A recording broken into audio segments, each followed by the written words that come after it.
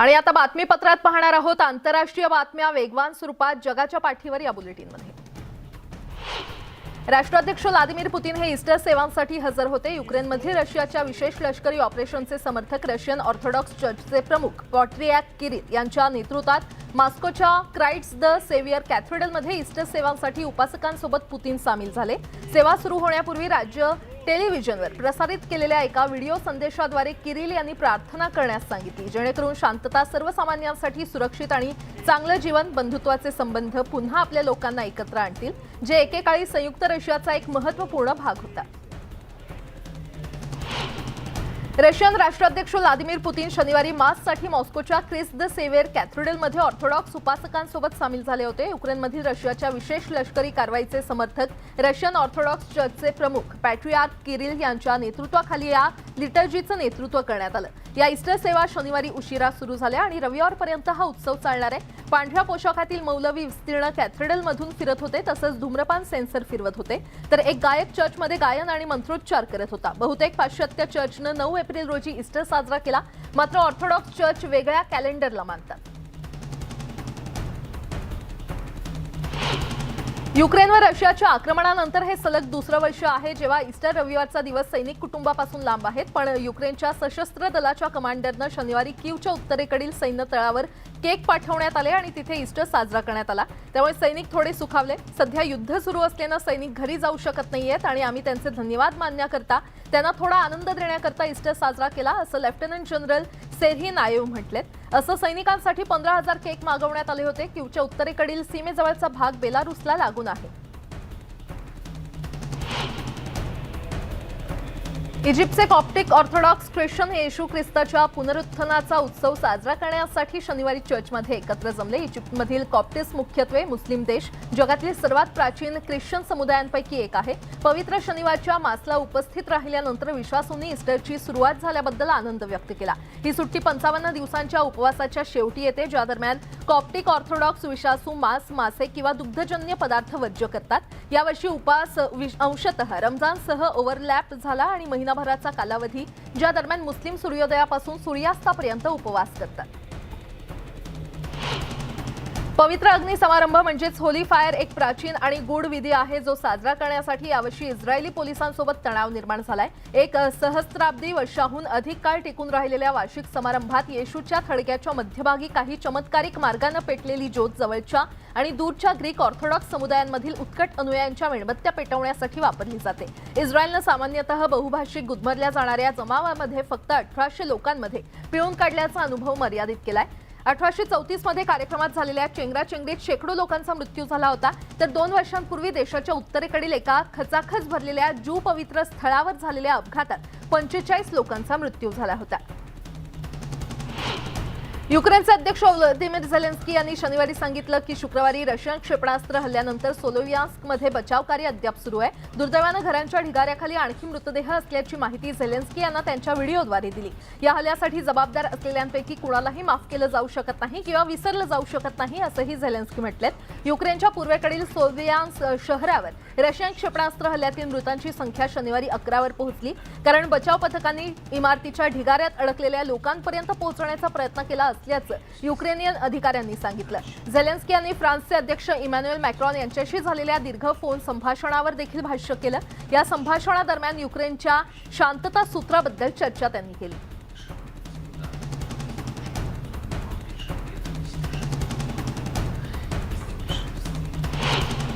रशियानं युक्रेनमध्ये सोल्वियास्क शहरावर केलेल्या क्षेपणास्त्र हल्ल्यातल्या मृतांची संख्या शनिवारी 11वर पोहोचली। बचाव पथकांनी इमारतींच्या ढिगाऱ्याखाली अडकलेल्या लोकांना काढल्यामुळे हा आकडा वाढल्याचं अधिकाऱ्यांनी सांगितलं। शुक्रवारच्या क्षेपणास्त्र हल्ल्यानंतर बचाव कार्याला तातडीनं सुरुवात झाली। एका घराच्या ढिगाऱ्याखालून पथकानं दोघांचे मृतदेह बाहेर काढले, तर शनिवारी इमारतीच्या ढिगाऱ्याखाली अडकलेल्या 5 लोकांचा आणि बेपत्ता झालेल्या 3 युनिटमधील रहिवाशांचा शोध घेतला, असं स्थानिक सरकारचे प्रवक्ते वद्यम लियाख यांनी सांगितलं।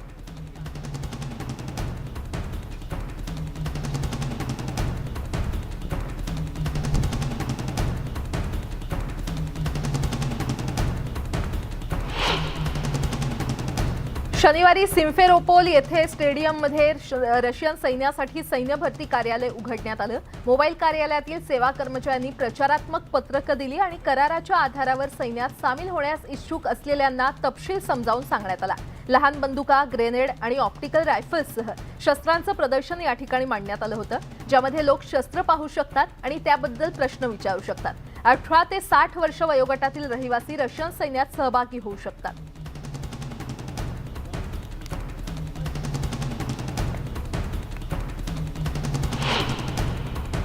अमेरिकेतील केंटकी राज्यातील लुईसविले येथील एका उद्यानात झालेल्या गोळीबारात 2 जण ठार झालेत तर अन्य 4 जण जखमी झाले असल्याचं अधिकाऱ्यांनी सांगितलं। शहरातील 5 सहकर्मचाऱ्यांना ठार मारण्यासाठी एका बँकेच्या कर्मचाऱ्यानं असॉल्ट स्टाईलमध्ये रायफलचा वापर करून गोळीबार केला।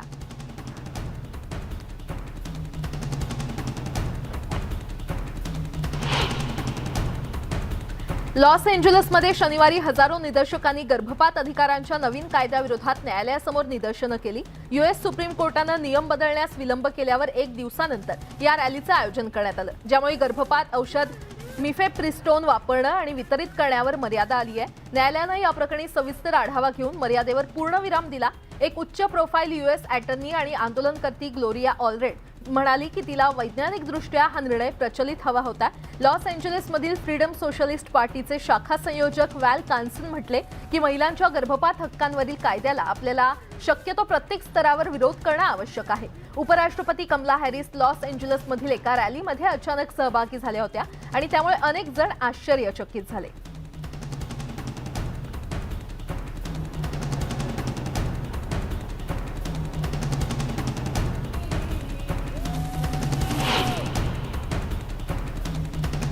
येमेनच्या संघर्षाशी संबंधित शेकडो कैदींना शनिवारी सोडण्यात आलं। एका दिवसापूर्वी सुरू झालेल्या मोठ्या कैद्यांच्या देवाणघेवाणीचा भाग म्हणून या कैद्यांना सोडण्यात आलं। दरम्यान युनायटेड नेशन्सच्या मध्यस्थीनं गेल्या महिन्यात केलेल्या करारानुसार कैद्यांना सोडलं। अनेक वर्षातील कैद्यांची सर्वात महत्त्वाची देवाणघेवाण म्हणून या घटनेकडे पाहिलं जातं। येमेनमधील दीर्घकाळ चाललेल्या युद्धाचा शेवट करण्यासाठी वाटाघाटी करण्याच्या ठोस राजकीय प्रयत्नांदरम्यान हे महत्त्वपूर्ण पाऊल उचलण्यात आलं। 2014 मध्ये सुरू झालेल्या युद्धाच्या सर्व बाजूंनी 800हून अधिक कैद्यांची सुटकेचा निर्णय घेण्यात आला। जेव्हा इराण समर्थित हुती बंडखोरांनी येमेनची राजधानी सना ताब्यात घेतली आणि आंतरराष्ट्रीय स्तरावर मान्यताप्राप्त सरकार उलथून टाकलं, त्यानंतर सरकार दक्षिणेकडे पळून गेलं आणि नंतर सौदी अरेबियामध्ये हद्दपार झालं। हौतीला ताब्यात घेतल्यानं सौदीच्या नेतृत्वाखालील युतीला काही महिन्यानंतर हस्तक्षेप करण्यास प्रवृत्त केलं। त्यानंतर सौदी अरेबिया आणि इराणमधील प्रादेशिक प्रॉक्सी युद्धाला सुरुवात झाली। युनायटेड स्टेट्सनं या राज्याला गुप्त मदत देखील केली। दरम्यान सौदीच्या हवाई हल्ल्यांमुळे नागरिकांची हत्या झाल्यामुळे अमेरिकेनं आपला पाठिंबा मागे काढून घेतला। सुदानमध्ये सत्तापालट होण्याची परिस्थिती निर्माण झालेली आहे। येथे लष्कर आणि निमलष्करी रॅपिड सपोर्ट फोर्स यांच्यामध्ये झालेल्या हिंसक चकमकीत 25हून अधिक लोक ठार झालेले आहेत। त्याचवेळी आरएसएफनं राष्ट्रपती भवनासह राजधानी खार्तूममधील अनेक भाग ताब्यात घेतल्याचा दावा केलाय, तर लष्करानं हा दावा फेटाळून लावलेला आहे।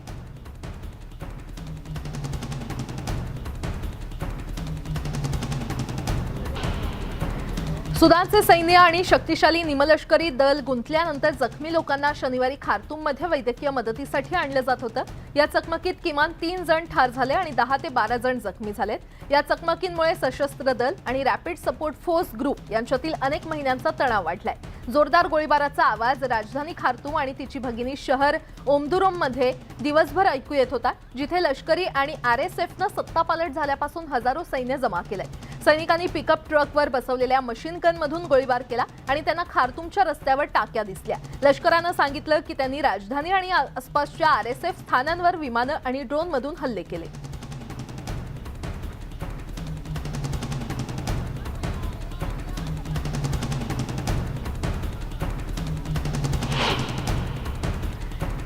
श्रीलंकेची अर्थव्यवस्था सावरण्यासाठी माकडांची मदत होते। होय, तुम्ही बरोबर ऐकताय। चीन श्रीलंकेकडून 1 लाख माकडं खरेदी करणार आहे। त्या बदल्यात श्रीलंकेला घसघशीत रक्कम मिळणार आहे। श्रीलंकेचे कृषी मंत्री महिंदा अमरवीरा यांनी ही माहिती दिली आहे। चीननं स्वतःहून 1 लाख माकडं पाठवण्याची विनंती केली आहे। याचा प्लॅन करण्याकरता चीनसोबत 3दा बैठक झाली। टोके मकाक या प्रजातीची ही वानरं श्रीलंकेतून चीनला पाठवली जाणार आहेत।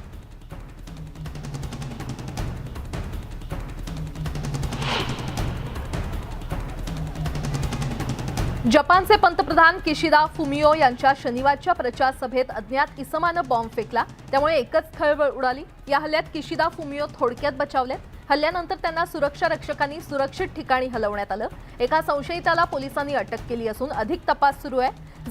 जपानच्या वाकायामा इथे निवडणूक प्रचाराचं भाषण करत असताना एका अज्ञात व्यक्तीनं त्यांच्या दिशेनं बॉम्ब फेकला। बॉम्ब फेकताच सर्वत्र धूर पसरला आणि एकच खळबळ उडाली होती।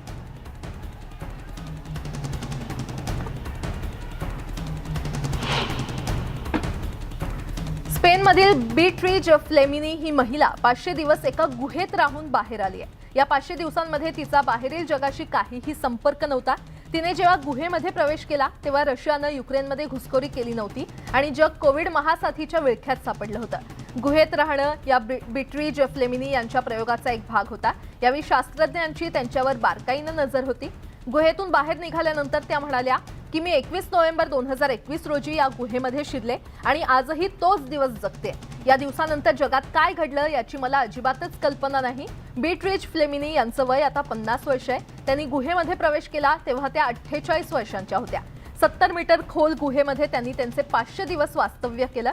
गुहेमध्ये त्या नियमित व्यायाम करत होत्या, तसंच लोकरीच्या टोप्या विणण्याचं काम केलं। गुहेमध्ये 60 पुस्तकं आणि 1000 लिटर पाणी ठेवण्यात आलं होतं। त्यांच्यावर लक्ष ठेवणाऱ्या टीममध्ये मानसशास्त्रज्ञ, संशोधक, स्पिलेलॉजिस्ट यांचा समावेश होता। मात्र यातल्या कुठल्याही तज्ज्ञांनी बीट्रीज फ्लेमिनी यांच्याशी संपर्क साधला नाही।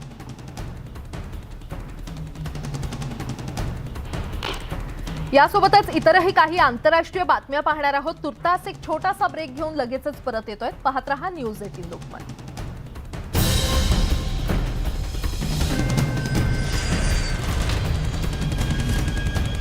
काही जण ढिगाऱ्याखाली अडकण्याची भीती व्यक्त केली जाते। पेरूमध्ये अतिवृष्टीनंतर भूस्खलन झालं। अमेरिकेचे अध्यक्ष जो बायडन यांनी आयर्लंडच्या भेटीची सांगता एका भाषणानं केली। हजारो नागरिकांनी शुक्रवारी बालिना इथे त्यांचं भाषण ऐकण्यासाठी आले होते। तर बायडन यांनी आपल्या भाषणात देश हा केवळ त्यांच्या कौटुंबिक इतिहासाचा भाग नसून त्यांचा आत्मा असल्याचं म्हटलंय। अमेरिकेच्या राष्ट्राध्यक्षांचे भाषण ऐकण्यासाठी सुमारे 27,000 नागरिक सेंट मुरेडॅक कॅथेड्रलच्या पायथ्याशी जमले होते। जो बायडन यांच्या पणजोबांनी बनवलेल्या विटांनी हे बांधलं गेलंय। जमलेली गर्दी शहराच्या लोकसंख्येच्या दुप्पट होती। काही लोक तासनतास गर्दीत उभे होते आणि जवळजवळ दिवसभर पाऊस आणि कडाक्याच्या थंडीत सुद्धा बायडन यांना ऐकण्यासाठी आतुरतेनं ते वाट पाहत होते। आयोवा आणि न्यू हॅम्पशायर तसंच दक्षिण Carolina Republican senator team stock शुक्रवारी गुज क्रीक, दक्षिण कॅरोलिना तसंच या दौऱ्यावरती आले होते। त्यांनी मतदारांना अभिवादन केलं आणि प्रचारादरम्यान त्यांनी समस्या सुद्धा जाणून घेतल्यात। कोणकोणत्या मुद्द्यांवरती लक्ष द्यायचं आहे ते सुद्धा जाणून घेतलं। बुधवारी त्यांच्या अध्यक्षीय अन्वेषण समितीची घोषणा केल्यानंतर स्कॉट यांचा त्यांच्या मूळ राज्यामध्ये परतण्याचं ते पहिलं ठिकाण। माजी राष्ट्राध्यक्ष डोनाल्ड ट्रम्प आणि दक्षिण कॅरोलिनाच्या माजी गव्हर्नर निक्की हेली यांनी त्यांच्या उमेदवारीची घोषणा केली असताना स्कॉट हे आतापर्यंत एक शोध समिती नेमत असून अध्यक्षपदासाठी चर्चेत आहेत। राष्ट्राध्यक्ष इमॅन्युअल मॅक्रॉन यांनी सेवानिवृत्तीचं वय 64 पर्यंत वाढवण्याच्या योजनेला विरोध करणाऱ्या निदर्शकांनी गुरुवारी फ्रान्सच्या आसपासच्या शहरांमध्ये मोर्चा काढला। पॅरिसचा मोर्चा सुरू होण्याच्या काही तास आधी आंदोलकांनी घटनात्मक परिषदेसमोर कचऱ्याच्या पिशव्यांचा ढीग केला। दरम्यान पॅरिसमधले कचऱ्याचे ढीग साफ करण्यात आले, पण कचरा वेचकांनी नवीन संप सुरू करण्याचे संकेत दिले। त्यामुळे याची सुरुवात देशव्यापी निषेध मोर्चासह झाली। मागील महिन्यामध्ये झालेल्या संपामुळे फ्रान्सच्या राजधानीतील रस्ते अनेक दिवस कचऱ्याच्या ढिगाऱ्यांनी खचाखच भरले होते। फ्रान्सचे राष्ट्राध्यक्ष इमॅन्युअल मॅक्रॉन यांच्या पेन्शन सुधारणांना विरोध करणाऱ्या निदर्शकांनी गुरुवारी फ्रान्सच्या आसपासच्या शहरांमध्ये मोर्चा काढला। पॅरिसमध्ये त्यांनी फॅशन ले हाऊस LVMHच्या मुख्यालयात निषेध करण्यापूर्वी मेट्रोजवळ झेंडे दाखवून घोषणाबाजी करत निषेध दर्शवला। तर काही रेल्वे कर्मचाऱ्यांनी सुद्धा स्टेशनवरती रेल रोको केला। सोबतच पॅरिसजवळ लक्झरी बुटीकसाठी ओळखल्या जाणाऱ्या एव्हेन्यू मॉन्टेगेन पर्यंत आंदोलकांनी जोरदार घोषणाबाजी करत मोर्चा सुरूच ठेवला। त्यानंतर या आंदोलकांनी जवळच्या प्लेस द लोपेरो इथे सुरू होणाऱ्या मुख्य पॅरिस प्रदर्शनात सहभागी होत बॅनरबाजीसह लक्झरी ब्रँड LVMHच्या पॅरिस मुख्यालयात शांततेनं प्रवेश केला। सूड रेलचे फॅबियन विडेन्यू यांनी सांगितलं की पेन्शन आणि सामाजिक सुरक्षा व्यवस्थेला वित्तपुरवठा करण्यासाठी निधी कामगारांकडून न घेता LVMH सारख्या अब्जाधीश व्यावसायिकांकडून तो घेतला पाहिजे। तर LVMHचे प्रमुख बेनार्ड आर्नोल्ड हे जगातील सर्वात श्रीमंत व्यक्ती आहेत।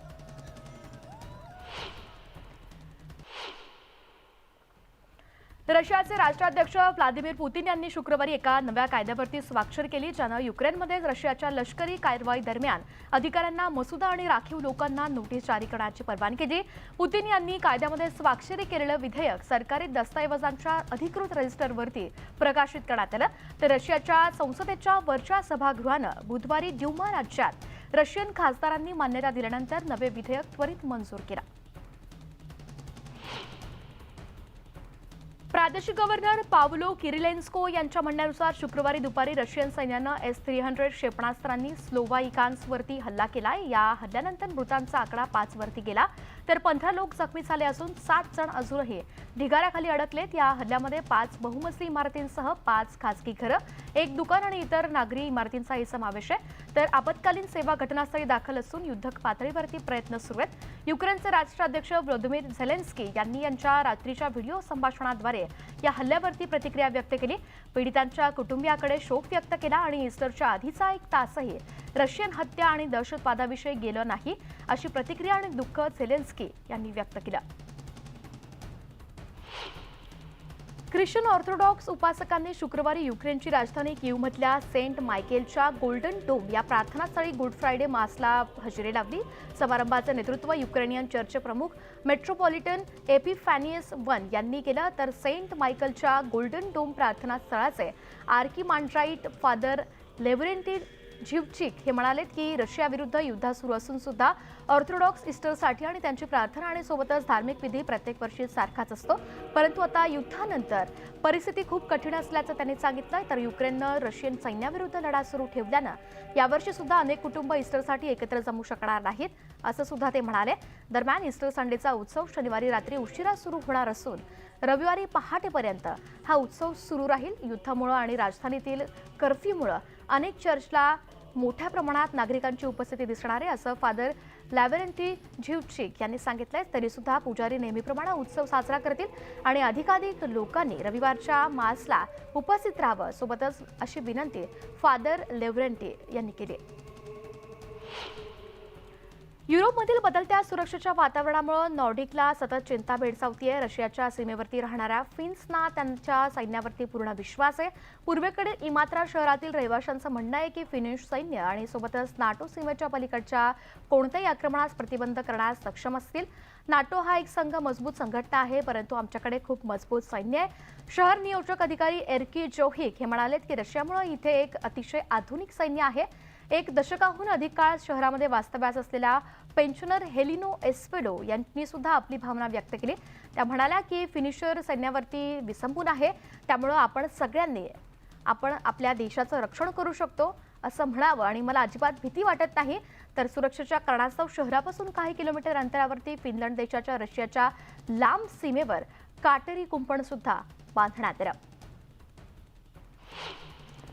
बेलारुसी हवाई दलाच्या कर्मचाऱ्यांनी युक्रेनच्या शेजारी युक्रेनमधल्या लढाईदरम्यान रशियाच्या सहयोगी बेलारुसला शस्त्र तैनात करण्याच्या योजनेचा भाग म्हणून सामरिक अण्वस्त्र वापरण्याचं प्रशिक्षण पूर्ण केलंय, असं रशियन संरक्षण मंत्रालयानं शुक्रवारी म्हटलंय.